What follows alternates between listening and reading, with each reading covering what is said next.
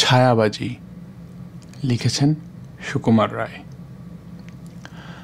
আজগুবি নয় সত্যিকারের কথা, ছায়ার সাথে কুস্তি করে গাত্রে হলো ব্যথা।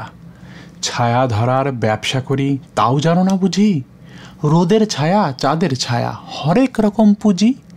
শিশির ভেজা সদ্য ছায়া সকালবেলায় তাজা, গ্রীষ্মকালে শুকনো ছায়া ভীষণ রোদে ভাজা। চিলগুলো যায় দুপুর বেলায় আকাশ পথে ঘুরে, ফাঁদ ফেলে তার ছায়ার উপর খাঁচায় রাখি পুরে। কাগের ছায়া বগের ছায়া দেখেছি কত ঘেটে, হালকা মেঘের পানসে ছায়া তাও দেখেছি চেটে। কেউ জানে না এসব কথা, কেউ বোঝে না কিছু, কেউ ঘরে না আমার মতো ছায়ার পিছু পিছু। তোমরা ভাবো গাছের ছায়া অমনি লুটায় ভুয়ে, অমনি শুধু ঘুমায় বুঝি শান্ত মতো শুয়ে। আসল ব্যাপার জানবে যদি আমার কথা শোনো, বলছি যা তা সত্যি কথা, সন্দেহ নাই কোনো। কেউ যবে তার রয় না কাছে, দেখতে নাহি পায় গাছের ছায়া ফটফটিয়ে এদিক ওদিক যায়।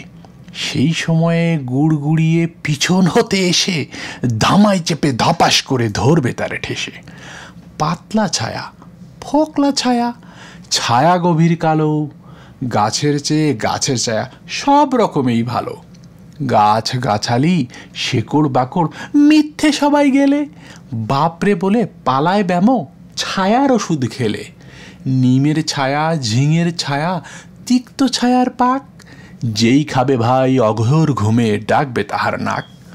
চাঁদের আলোয় পেঁপের ছায়া ধরতে যদি পারো, শুকলে পরে সর্দি কাশি থাকবে না আর কারণ। আমড়া গাছের নোংরা ছায়া কামড়ে যদি খায়, ল্যাংড়া লোকের ঠ্যাং গজাবে সন্দেহ নাই তাই। আষাঢ় মাসের বাদলা দিনে বাঁচতে যদি চাও, তেঁতুল তলার তপ্ত ছায়া হপ্তা তিনেক খাও। মৌয়া গাছের মিষ্টি ছায়া ব্লটিং দিয়ে শুষে ধুয়ে মুছে সাবধানেতে রাখছি ঘরে পুষে। পাক্কা নতুন টাটকা ওষুধ একেবারে দিশি, দাম করেছি সস্তা বড় 14 আনা শিশি।